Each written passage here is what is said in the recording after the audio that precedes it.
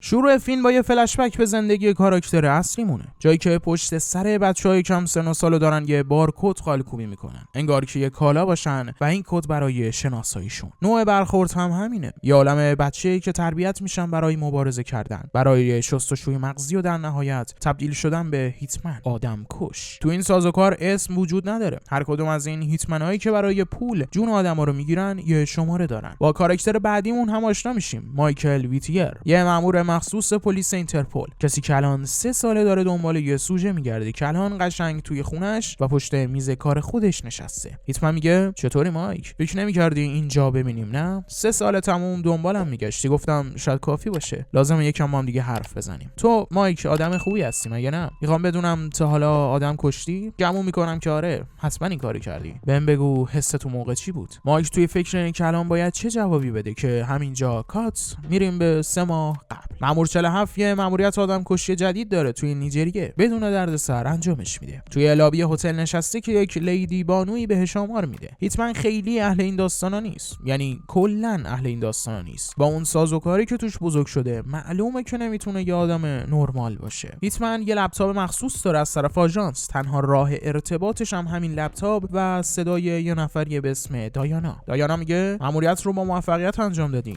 تبریک میگم، پول به حسابت واریز شد. یه مأموریت جدید هم برات در نظر گرفتیم، البته اگه مایل باشی. میخوای بلیکوف، رئیس جمهور روسیه. کار پردردسریه میدونم، ولی به پولش میارزه. اینکه 47 قبول میکنه یا نه کاملا قابل حدسه. چند روز بعد وقتی بلیکوف توی مسکو آماده میشه برای سخنرانی، هیتمن نقطه زن ترتیبشو میده. همین چیز مرتبه. هیتمن کار انجام داده و میخواد از مسکو بزنه بیرون که یه تماس اضطراری دریافت میکنه از طرف آژانس. انگاری قتل بلیکوف یه شاهد داره، یه زنی به اسم نیکا بورنینا. هیچ بعید نیست که به پلیس اینترپل اطلاع بده. اینجوری نه فقط مأمور 47 بلکه کل آژانس میفته توی دردسر. هیتمن میگه همچین چیزی امکان نداره، یه همچین آدمی من توی کل جمعیت ندیدم، تو مطمئنی؟ دایانا میگه منبع اطلاعاتی بدون هیچ خطاییه، فقط کافیه بری و ترتیبشو بدی. مأمور 47 نیکا رو پیدا میکنه، دست به اسلحه میبره، اما یهو دستش سوس میشه. یه هیتمن دیگه همینجا هست، البته نه برای کشتن نیکا بلکه به قصد زدن 47 که عجیبه. از اون عجیبتر میخائیل بیلیکوف توی تلویزیونه. هیتمن خودش بهش شلیک کرد، دید که مغزش ترکیده. پس این مردک کیه با یه چسب زخم روی پیشونیش، انگار که فاکین کلوخ تو سرش خورده. مأمور 47 به اوضاع مشکوکه. به دایانا میگه 2 تا سوال دارم ازت. 1 کی اوردر کشتن نیکا رو ثبت کرده؟ 2 از اون هنوز پول قتل بیلیکوف برام واریز نشده. داستان چیه؟ اصلا کی می‌خواد اونو بکشه؟ دایانا میگه اولا نمیتونیم اطلاعات مشتری بهت بدیم، دوما مگه اخبارو ندیدی؟ بیلیکوف زنده است. از تو بعید بود اما مأموریت تو ناقص انجام دادی. 47 معرفی نیکا به عنوان شاهد عملیات، یه هیتمن دیگه که میخواد 47 رو بکشه و زنده بودن بیلیکوف، اونم وقتی مخش ترکیده، همه چیزو خیلی عجیب میکنه. مأمور 47 سوالش رو تکرار میکنه، کی قرارداد قتل بیلیکوف رو بسته؟ دایانا حرفی نمیزنه، این قانون آژانسه. شرایط از اینم عجیب‌تر میشه. جای هیتمن توی هتل مسکو لو رفته، واسه همین مأمور مایک هم سر رسیده واسه دستگیریش. فقط هم مأمور مایک نیست، پلیس محلی و نهاد FSB روسیه همینجاست به فرماندهی یه داداشی به اسم یوری مارکلوف. مایک میگه خیلی خوش اومدی، دور هم خوش میگذره، ولی این یارو مال منه. گرفتی چی شد؟ پس کسی دخالت نکنه. یوری اهمیتی به مایک نمیده. مامورای ضربتی رو میفرسته تو هتل تا ترتیب هیتمنو بدن، ولی کار آسونی نیست. دایانا نمیتونست توی سیستم واقعیت رو به هیتمن بگه، برای همین باهاش تماس میگیره. دایانا میگه قرارداد قتل بیلیکوف توسط خودش امضا شده. میدونم عجیبه ولی واقعیته، و اینکه تو هم توی خطری، خیلی مواظب باش. یادتونه گفتم گیر انداختن هیتمن کار آسونی نیست؟ واقعا آسون نیست. مامورا لطو پار میشن و هیتمن هم بعد از یه درگیری مختصر همه رو قال میذاره و فرار میکنه. مأمور 47 وقت اینکه چمدونشو به خودش ببره رو نداشته، واسه همین یادگاری میمونه واسه مایک. از توی وسایلش اولین چیزی که در میکنه یه شنوده، شاید به کار بیاد. مأمور 47 میره سراغ نیکا. بهش گفتن نیکا شاهد داستان بوده، ولی به احتمال زیاد خیلی نقش مهمتری باید داشته باشه و همینم هست. نیکا واقعیت رو لو میده. بیلیکوف بدل داره، یا بدلی که با جراحی خودش رو شبیه به بیلیکوف کرده. نمیدونیم هیتمن الان کدوم یکیشون رو کشته، اما تنها کسی که از این قضیه با خبر بوده نیکاست. نیکا میگه من خیلی به بیلیکوف نزدیک بودم، این که به تو گفتم منو بکشی هم به همین خاطره. با این شرایط تازه مشخص میشه منظور دایانا از این که گفته بود اوردر قتل بیلیکوف رو خودش ثبت کرده یعنی چی. تنها کسی که از داستان بدل با خبر بوده نیکاست، پس باید کشته بشه. تنها کسی که از قتل بیلیکوف مطمئن هیتمنه، چون خودش انجام داده، اما اینکه یارو هنوز زنده است واقعیت رو مشخص میکنه. واسه همین مأمور 47 هم باید کشته بشه. الان جون هر دوتاشون در خطره و این خطر رفع نمیشه تا وقتی که داستان بیلیکوف مشخص بشه و اون یه دونه باقی مونده هم کلکش کنده بشه. مایک سنگین درگیر گیر انداختن 47. تو این 3 سال انقدر بهش نزدیک نشده بوده. برای همین تمام پروازهای کشور لغو شده. هیچ راه فراری برای هیتمن وجود نداره به جز راه آهن. مأمور 47 و نیکا رفتن ایستگاه راه آهن، جایی که چند تا هیتمن انتظارشو میکشن واسه کشتنش. مأمور 47 اولی رو توی تونل به قتل میرسونه و با ستای دیگه توی واگن قطار درگیر میشه. البته با تفنگ نه، یه غم کشی تر و تمیز. وسط این بلبشو بکش هیتمنا مایک و همکارش هم سر میرسن، ولی بازم مأمور 47 قصر در میره. سر و صداهای اتفاق قطار پلیس روسیه رو کشونده سمت ایستگاه، علل خصوص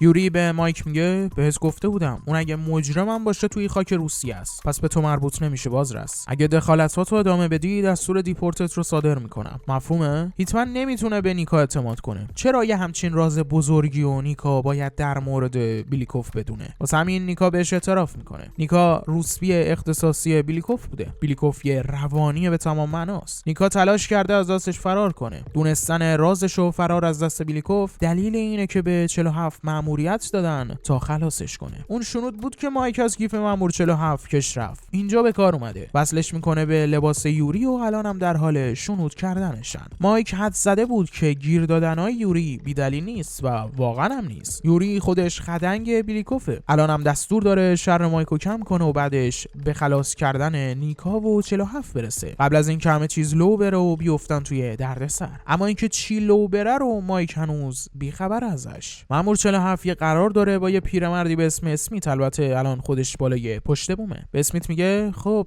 تو همه چیزو خوب میدونی مگه نه؟ حقیقتو بهم بگو. اسمیت میگه داستان خیلی پیچیده نیست. بیلیکوف یه سری کارا میخواست بکنه که به مذاق اولیگارشی خوش نمیومد. خودش از داستان بدلش خبر داشت اما نمیدونست برای چی. تو بیلیکوف واقعی رو کشتیم. الان اونی که رأس قدرته یه عروسک خیمه شب بازیه. بهشون کمک خیلی بزرگی کردی. البته خب ناخواسته. هیتمن میگه پس حدسم درست بود. تو در مورد برادر بیلیکوف میدونی مگه نه؟ میخوام یه ملاقات باش داشته باشم. برای رسیدن به اصل مطلب بهش نیاز دارم. ازت کمک میخوام. میتونه برام انجامش بدی؟ اسمیت میگه داداشش یه مواد فروشه. پیدا کردنش خیلی کار سختی نیست. اما اینکه بخوای بری دیدنش شاید یه خورده دشوار باشه. که اونم برات جورش میکنم. یه قرار ملاقات واسه خرید اسلحه داره توی استانبول ترکیه با یه یاروی آلمانی به اسم مستر پرایس. اگه بتونی شر اونو کم کنی میتونی خودت جاش بزنی و بری توی دم و دستگاه برادر بیلیکوف. دیگه مابقیش رو هم که خودت خوب بلدی مگه نه هیتمن هتلی که قرار پرایس توش اقامت کنه رو پیدا میکنه و واسه خودش و نیکا اتاق میگیره. مایک هم از طریق یه سری سرنخا داستان بدل بیلیکوف رو فهمیده. اینجا استانبول نیمه شب. هیتمن خیلی رسمی نیکا رو برده رستوران هتل. به محض اینکه پرایس رو میبینه که داره میره سمت دستشویی واسه استقبال دنبالش رو میفته. توی همون دستشویی هم ترتیب پرایس رو میده. چمدون پولا رو برمیداره. مقصد مشخصه.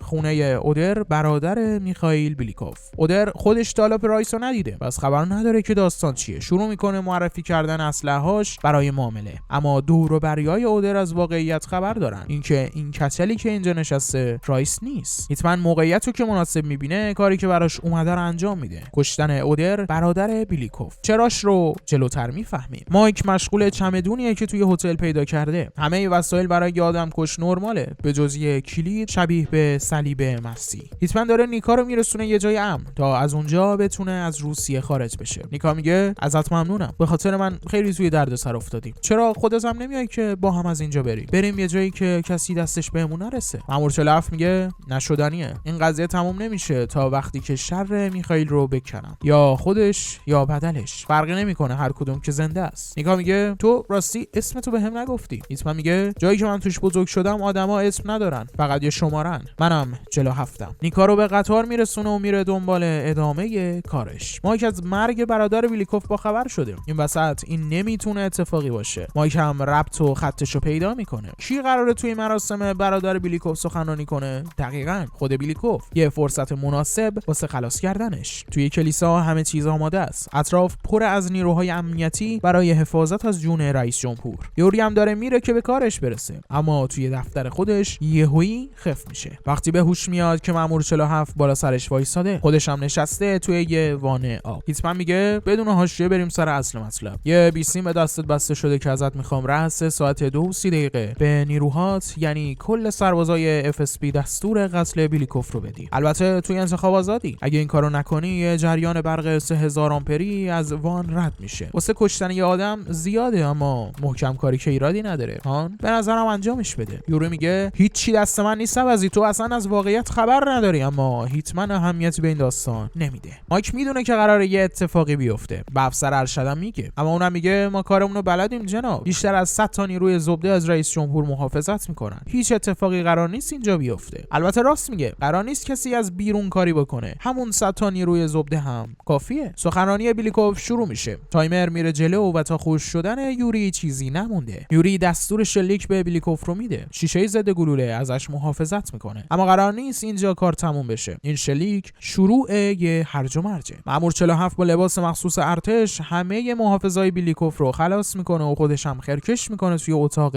اسقف اعظم. یه هیتمن دیگه هم اینجا هست. البته نمیخواد بیلیکوف رو بکشه. هدفش 47 که اونو هم خلاص میکنه. کل محوطه کلیسا محاصره شده. هیچ در خروجی دیگه‌ای وجود نداره. پس هیتمن راهی برای فرار نداره. البته هدف مأمور 47 هم فرار کردن نیست. یه نوشته بالای سردر کلیساست. یه نوشته دقیقاً مطابق همون کلیدی که توی چمدون هیتمن بوده. این کلید کجاست؟ اتاق اسقف اعظم. این اتفاقا خیلی وقت پیش توسط مأمور 47 برنامه‌ریزی شده بوده. یه برنامه‌ریزی دقیق. هیتمن از بیلیکوف میپرسه حالا بگو کل این بازی برای چیه؟ قتل بیلیکوف، ثبت قرارداد مرگ من و نیکا. بیلیکوف میگه یعنی واقعا فکر میکنی بهت میگم؟ جدا از اون واقعا فکر میکنی من آدم مهمیم؟ سیاست‌های این مملکت رو یه گروه دیگه تعیین میکنن. منی که اینجا نشستم فقط انجام دهندم. توی این بازی من فقط یه پیاده نظامم که الان حتی اگه منو نکشی هم یه مهره سوخته به حساب میام. و همینم میشه. یه هلیکوپتر میاد روبروی پنجره به قصد خلاص کردن هیتمن و بیلیکوف. ولی هیتمن جون سالم به در میبره. ولی قصد فرارم نداره. خیلی شیک خودش رو تسلیم مایک و پلیس اینترپل میکنه. اما چرا؟ مایک کت بسته مأمور 47 سوار ماشین میکنه و راه میفته. خیلی نمیگذره که یه گله از مامورای سازمان سیا سر میرسن. حالا از طرف کی؟ اسمیت همونیه که توی رستوران باهاش قرار گذاشت و اطلاعات رو ازش گرفت. خود اسمیت یه مأمور سیاییه. با مشغول کردن سر مایک و مابقی سربازا و یه خیلی شب بازی ریزی که راه میندازه به هیتمن فرصت اینو میده که فرار کنه. البته لطفی در حق هیتمن نکرده. این بساط واسه آزادی در قبال کشتن قاچاقچی مواد و اسلحه یعنی برادر بیلیکوفه. دوباره برمیگردیم به گفتگوی اول فیلم. مایک تو آدم خوبی هستی. آدمم کشتی. بهم بگو چرا و چه حسی داشت؟ مایک میگه من فقط یه خط قرمز دارم. اونم خانواده‌مه. اگه کسی تهدیدشون کنه میکشم بدون هیچ حسی. هیتمن میگه عالیه. راستی یه کادو براست دارم. این یارو اسمش مستر پرایسه. قاچاقچی اسلحه هست. یه جوری سر و کلهشو درآوردم که بتونی به جای من معرفیش کنی. خوبه نه؟ بیا این بازیو با هم تموم کنیم. تو 47 کشتی. منم با خط قرمزات کاری ندارم. نیکا که از روسیه خارج شده یه سری این پاکت نامه براش اومده. توی یکی از نامه‌ها سند یه تاکستان بزرگه. نیکا به هیتمن گفته بود که دوست داره مثل پدرش کشاورز بشه، یه زندگی سالم داشته باشه. هیتمن هم همین کارو براش کرده تا یه زندگی خوب و جدید رو بتونه دوباره شروع کنه. از این به بعد یه محافظ شخصی هم انگاری داره. هیتمن رو میکنه سمت قاتلی که برای کشتن نیکا فرستاده بودن و میگه گفته بودم باهاش کاری نداشته باش. گفته بودم فاصله‌تو حفظ کن.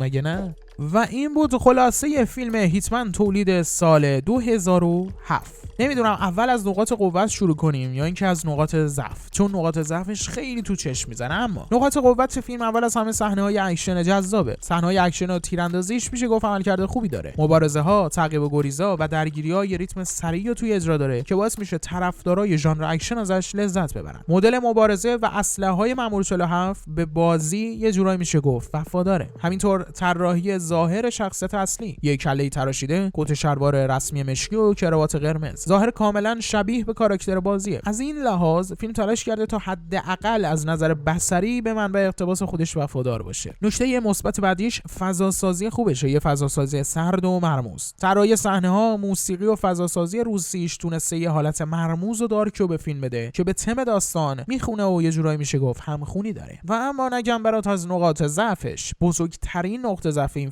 فیلم نامه ضعیف و سطحیه. داستان فیلم برخلاف بازی‌های هیتمنه. اونجا این مدلیه که همه چیز روی یه برنامه‌ریزی دقیقه، همه چیز روی محور مخفی کاری میچرخه، ولی اینجا ما بیشتر یه اکشن هالیوودی معمولی رو داریم. توسعه سیاسی، تعقیب و گریزای کلیشه‌ای، پیچیدگی داستانی هم وجود نداره. فیلم بیشتر شبیه یه اکشن بی‌وقفه است که هیچ تمرکزی روی اون چیزی که داره ازش اقتباس میکنه نداره. مسئله بعدی دقیقاً همینه. بازی هیتمن پایش مخفی کاریه، برنامه‌ریزیه، استفاده از روش‌های خلاقانه برای کشتن اهدافه. اما اینجا ما یه فیلم اکشن داریم که همه کارا، همه اتفاقا پر سر و صدا انجام میشه. بازیگر اصلی از لحاظ ظاهری شبیه به اون چیزی که ازش اقتباس کردن هست، ولی شخصیتش بیشتر شبیه جان ویکه، یه قاتل حرفه‌ای که فقط میخواد علقم کنه و بکشه. توی بازیگری هم این داستان داریم. درست از لحاظ ظاهری شبیه در اومده، اما توی بازی اونچنان قوی نیست. مهمترین شاخص کاراکتر مأمور 47 اینه که سرد و بی احساسه که بازیگر اصلی نتونسته اینو خوب منتقلش بکنه. شخصیت پردازی هم که خب هیچ عمقی نداره، ضعیفه، سطحیه، کم عمقه و مخاطب خیلی سخت میتونه با چنین قهرمانی ارتباط برقرار کنه. در کل این فیلم متوسط رو به پایین. حقیقتا اگه بخوام از لحاظ سرگرم کننده بودنم پیشنهادش بکنم یه خورده دو بشکم و با تمام این اوصاف اگه بخوام بهش نمره بدم، نمره من 4.5. خیلی خوشحال میشم نظرتون و همینطور نمرتون رو توی کامنت ها برام بنویسید. اگه ویدیو رو دوست داشتی حتما لایکش کن و کانال خودت رو هم سابسکرایب کن. برخلاف این فیلم الان روی صفحه داره بهت یه فیلم خفنی توصیه میشه که پیشنهاد میکنم حتما ببینیش تا اینو بشوره و ببره. از وقتی که گذاشتی ازت صمیمانه متشکرم و در پایان مثل همیشه دوست بهت.